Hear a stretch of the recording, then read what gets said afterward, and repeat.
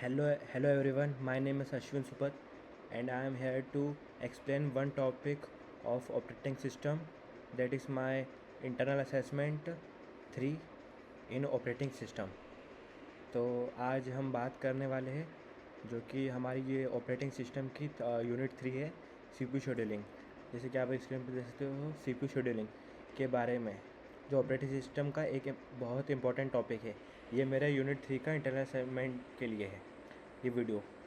तो आप देख सकते हो यूनिट जो हम एक्सप्लेन करेंगे टॉपिक सीपीयू शेड्यूलिंग। स्लाइड 2 में आते हैं, देखते हैं what is CPU scheduling.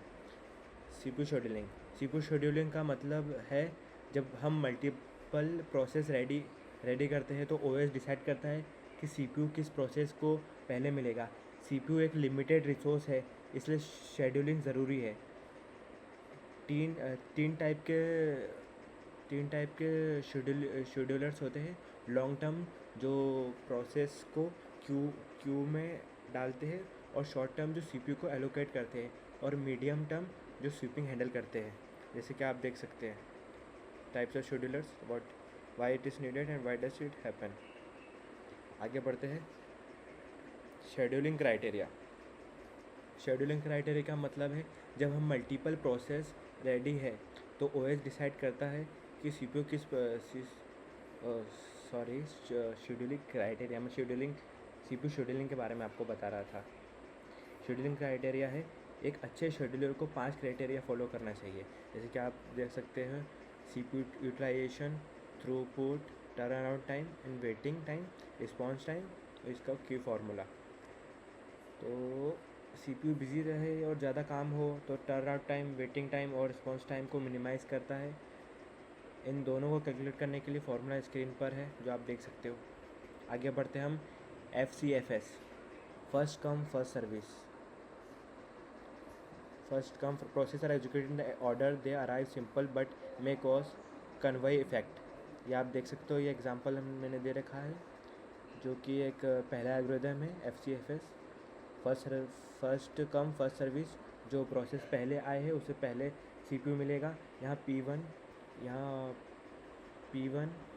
P1 का बस टाइम जो आप देख सकते हो 24 है, और P2 का 3, ये आप देख सकते हो।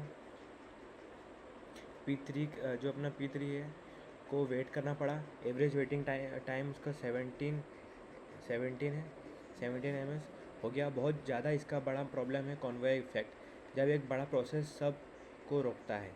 जैसे आप देख सकते हो इसके प्रोज और कॉन्स। आगे बढ़ते हैं हम SGF एंड प्रायोरिटी। दूसरा एल्गोरिथम जो SGF, शॉर्टेस्ट जॉब फर्स्ट।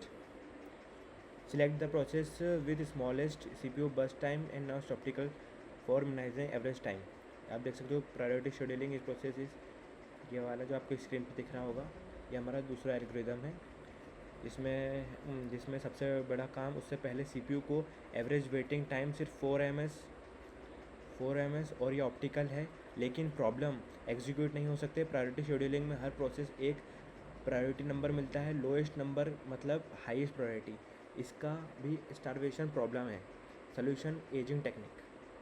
आगे बढ़ते हैं हम round robin each process get a fix time quantum, after quantum expire the process. देख सकते हो आप द बैक ऑफ राइटिंग जो आपकी स्क्रीन पर है। ये है सबसे फेयर एल्गोरिदम राउंड रॉबिन। हर प्रोसेस को एक फिक्स टाइम क्वांटम मिलता है, जैसे 4 ms टाइम। टाइम ख़त्म होने पर प्रोसेस क्यू के एंड में चली जाती है। यहाँ एवरेज वेटिंग टाइम 5.67 ms है, और कोई स्टारवेशन नहीं। टाइम शेयरिंग सिस्टम जैसे लिनक्स में RR यूज़ होता है। एक इम्पॉर्टेंट बात, टाइम क्वांटम का सही साइज चुनना ज़रूरी है। हम आगे बढ़ते हैं multiple level queue and comparison पे, एल्गोरिदम कंपेरिजन पे। तो आप देख सकते हो multiple level queue, system process, interactive editing, batch processing और एल्गोरिदम का कंपेरिजन जो हमने स्क्रीन पर देख रखा है। No single algorithm is best for all situation, दिख रहा है आपको। MLQ में अलग अलग क्यूज़ होते हैं, सिस्टम प्रोसेस को हाईएस्ट प्रायोरिटी, बैच प्रोसेस को लोएस्ट। इस टेबल में सारे एल्गोरिदम का कंपैरिजन है, प्रिमिटिव ये है या नहीं, स्टारवेशन होती है या नहीं। तो हम ये टॉपिक को हमने अच्छी तरह से समझा दिया है। लास्ट में हम इसकी समरी एंड की टेक अवे देख लेते हैं। सीपीयू शेड्यूल ये देख सकते हैं, CPU scheduling, scheduling goals, AGF round robin, ये देख सकते हो आप। तो समरी में FCFS सिंपल है पर स्लो, SGFS ऑप्टिमल है पर स्टारवेशन का रिस्क है। राउंड रॉबिन फेयर और प्रिमिटिव है। प्रायोरिटी और MLQ कॉम्प्लेक्स वर्कलोड के लिए है। रियल OS में इन्हें कंबाइन करके यूज़ किया जाता है।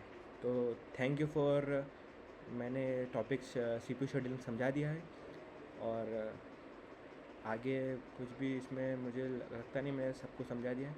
तो थैंक यू।